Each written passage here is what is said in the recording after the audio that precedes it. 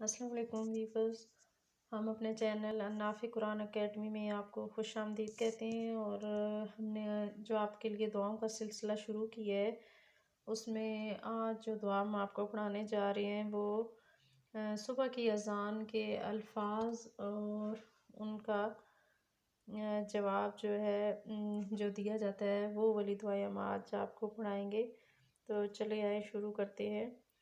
بسم اللہ الرحمن الرحیم۔ صبح کی اذان کے آخر میں مؤذن کے جو الفاظ ہوتے ہیں وہ کچھ اس طرح سے ہیں: الصلاۃ خیر من النوم، الصلاۃ خیر من النوم، الصلاۃ خیر من النوم۔ نماز نیند سے بہتر ہے، نماز نیند سے بہتر ہے۔ اور جتنی بھی اذان دی جاتی ہے اس میں وہی الفاظ آپ جواب میں دہرا سکتے ہیں، لیکن توجہ سے آپ اذان کو سنیں اور آہستہ آہستہ وہ الفاظ خود بھی آپ دہرائیں۔